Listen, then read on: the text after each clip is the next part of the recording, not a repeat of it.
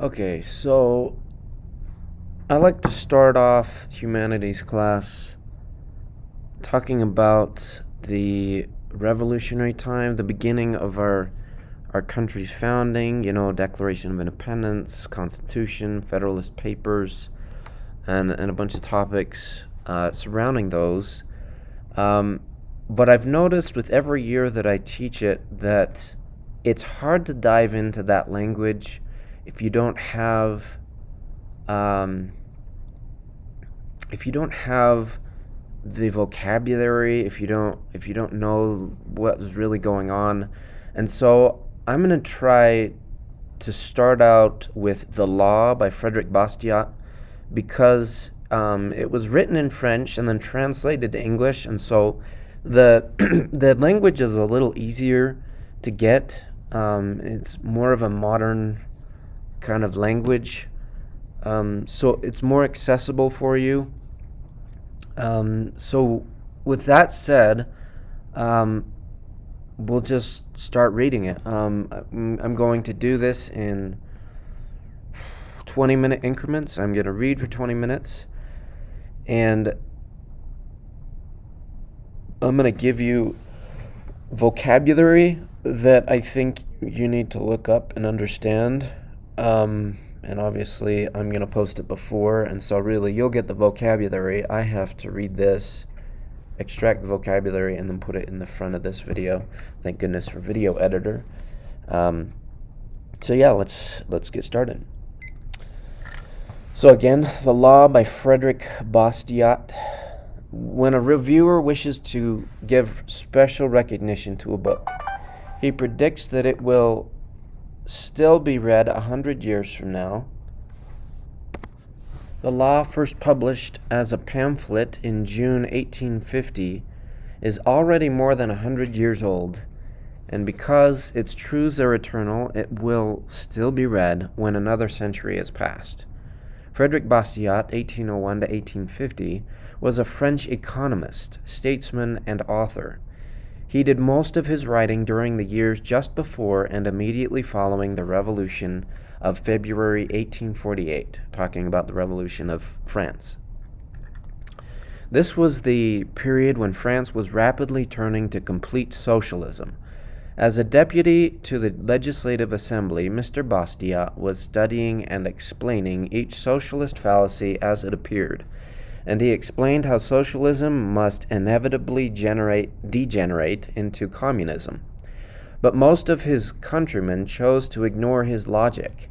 The law is here presented again because the same situation exists in America today as in the France of 1848. The same socialist, communist ideas and plans that were then adopted in France are now sweeping America. The explanations and arguments then advanced against socialism by Mr. Bastiat are, word for word, equally valid today. His ideas deserve a serious hearing. Frederick Bastiat, The Law, the Foundation for Economic Education, Inc., Irvington-on-Hudson, New York, 10533. The translation. This translation of the law was done by Dean Russell of the Foundation staff. His objective was an accurate rendering of Mr. Bastiat's words and ideas into 20th century idiomatic English. Now that means that he's using the idioms that we use. If you don't know what an idiom is, that's something we'll have to discuss. A 19th century translation of the law, made in 1853 in England by an unidentified contemporary of Mr. Bastiat, was of much value as a check against this translation. In addition, Dean Russell had his work reviewed by Bertrand de Jouvenel, the noted French economist, historian, and author, who is also thoroughly familiar with the English language. While Mr. de Jouvenel offered many valuable corrections and suggestions, it should be clearly understood that Dr. Russell bears full responsibility for the translation. The law. The law perverted, and the police powers of the state perverted along with it. The law, I say, not only turned from its proper purpose, but made to follow an entirely contrary purpose. The law became the weapon of every kind of greed. Instead of checking crime, the law itself guilty of the evils it is supposed to punish. If this is true, it is a serious fact. A moral duty requires me to call the attention of my fellow citizens to it. Life is a gift from God. We hold from God the gift which includes all others. This gift is life, physical, intellectual, and moral life. But life cannot maintain itself alone. The Creator of life has entrusted us with the responsibility of preserving, developing, and perfecting it. In order that we may accomplish this, He has provided us with a collection of marvelous faculties, and He has put us in the midst of a variety of natural resources. By the application of our faculties to these natural resources, we convert them into products and use them. This process is necessary in order that life may run its appointed course. Life, faculties, production, in other words, individuality, liberty, property, this is man. And in spite of the cunning of artful political leaders, these three gifts from God precede all human legislation and are superior to it. Life, liberty, and property do not exist because men have made laws. On the contrary, it was the fact that life, liberty, and property existed beforehand that caused men to make laws in the first place. What is law? What then is law? The collective organization of the individual right to lawful defense. Each of us has a natural right from God to defend his person, his liberty, and his property. These are the three basic requirements of life, and the preservation of any one of them is completely dependent upon the preservation of the other two. For what are our faculties but the extension of our individuality? And what is property but an extension of our faculties? If every person has the right to defend, even by force, his person, his liberty, and his property, then it follows that a group of men have the right to organize and support a common force to protect these rights constantly. Thus, the principle of collective right, its reason for existing, its lawfulness, is based on individual right, and the common force that protects this collective right cannot logically have any other purpose or any other mission than that for which it acts as a substitute. Thus, since an individual cannot lawfully use force against the person, liberty, or property of another individual, then the common force, for the same reason, cannot lawfully be used to destroy the person, liberty, or property of individuals or groups. Such a perversion of force would be, in both cases, contrary to our premise. Force has been given to us to defend our own individual rights. Who will dare to say that force has been given to us to destroy the equal rights of our brothers? Since no individual acting separately can lawfully use force to destroy the rights of others, does it not logically follow that the same principle also applies to the common force that is nothing more than the organized combination of the individual forces? If this is true, then nothing can be more evident than this. The law is the organization of the natural right of lawful defense. It is the substitution of a common force for individual forces. And this common force is to do only what the individual forces have a natural and lawful right to do, to protect persons, liberties, and properties, to maintain the right of each, and to cause justice to reign over us all. A just and enduring government. If a nation were founded on this basis, it seems to me that order would prevail among the people. in thought as well as in deed. It seems to me that such a nation would have the most simple, easy to accept, economical, limited, non-oppressive, just, and enduring government imaginable.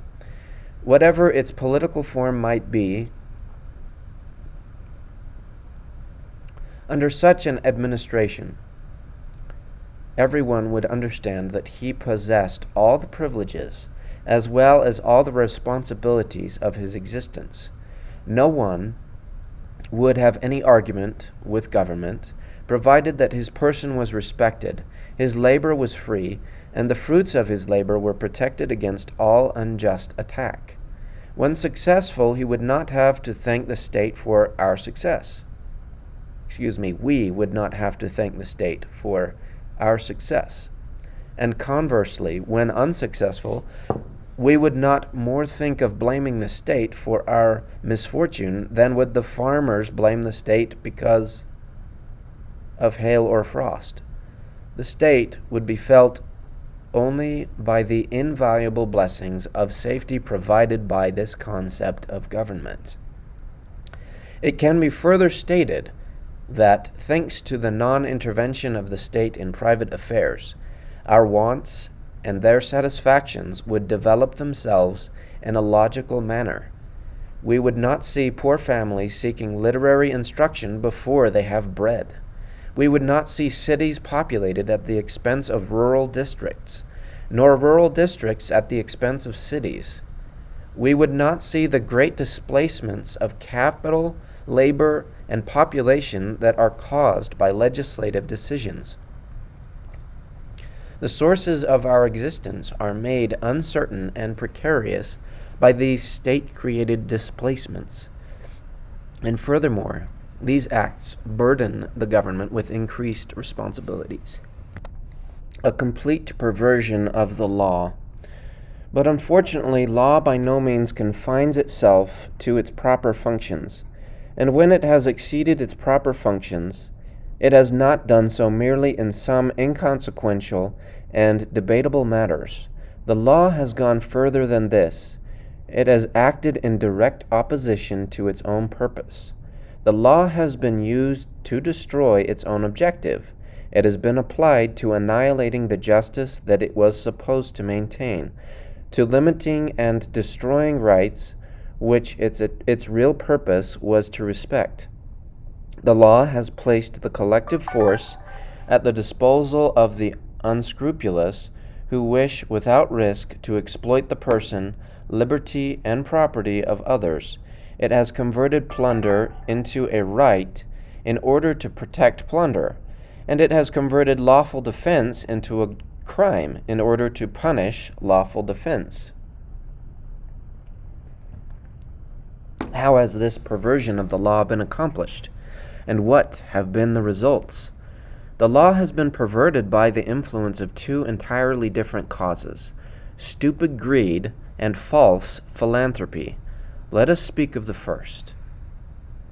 A fatal tendency of mankind. Self-preservation and self-development are common aspirations among all people, and if everyone enjoyed the unrestricted use of his faculties and the free disposition of the fruits of his labor, social progress would be ceaseless, uninterrupted, and unfailing. But there is also another tendency that is common among people. When they can, they wish to live and prosper at the expense of others. This is no rash accusation, nor does it come from a gloomy and uncharitable spirit. The annals of history bear witness to the truth of it. The incessant wars, mass migrations, religious persecutions, universal slavery, dishonesty in commerce, and monopolies. This fatal desire has its origin in the very nature of man, in that primitive, universal, and insuppressible instinct that impels him to satisfy his desires with the least possible pain. Property and plunder. Man can live and satisfy his wants only by ceaseless labor, by the ceaseless application of his faculties to natural resources. This process is the origin of property.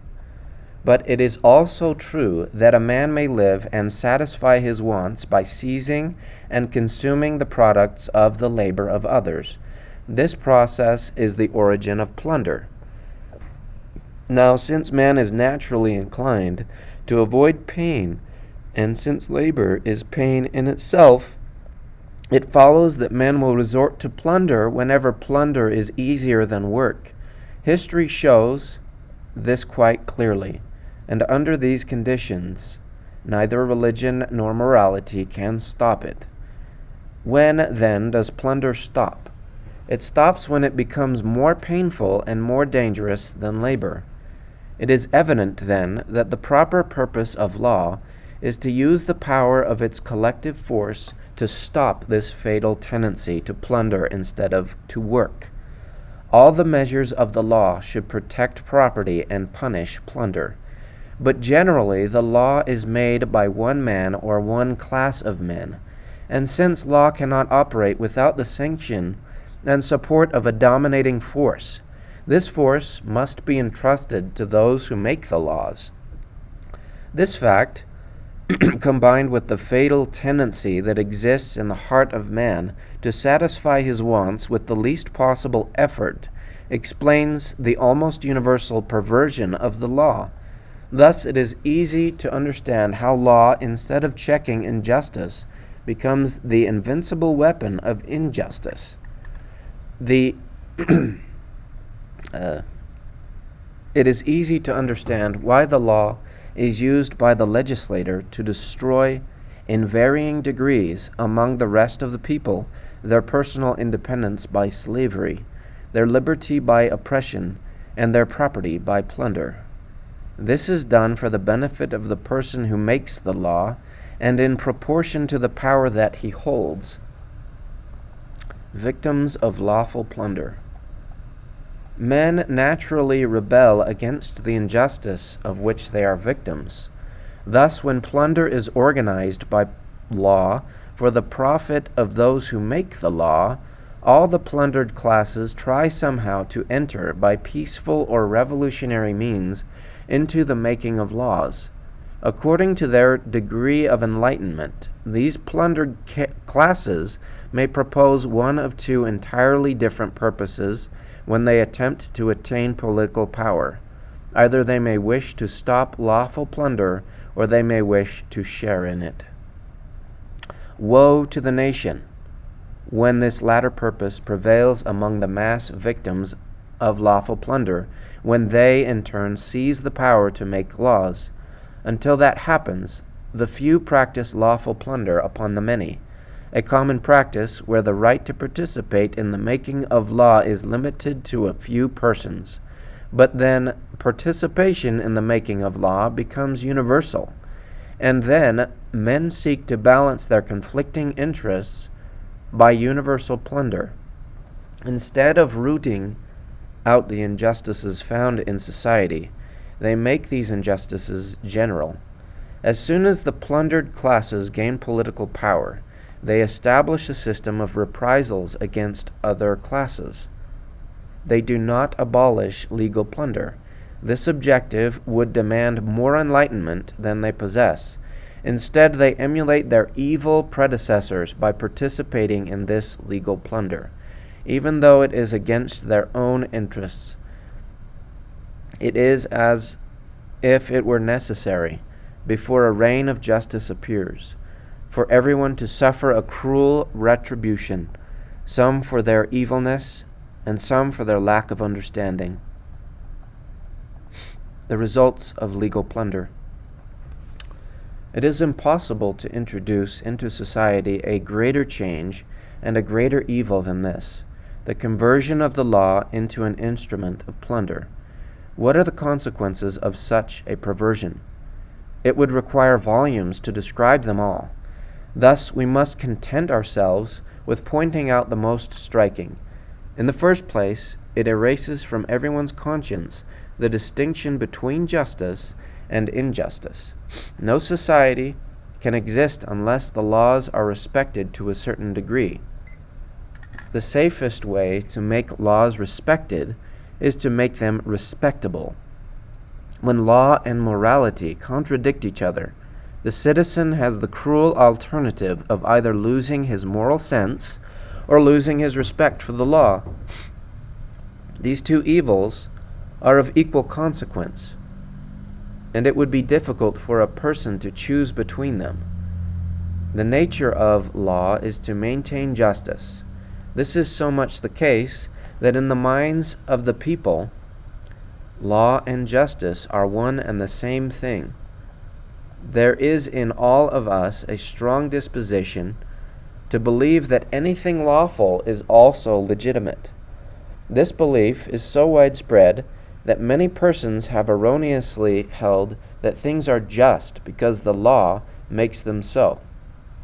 Thus, in order to make plunder appear just and sacred to many consciences, it is only necessary for the law to decree and sanction it. Slavery, restrictions, and monopoly find defenders not only among those who profit from them, but also among those who suffer from them.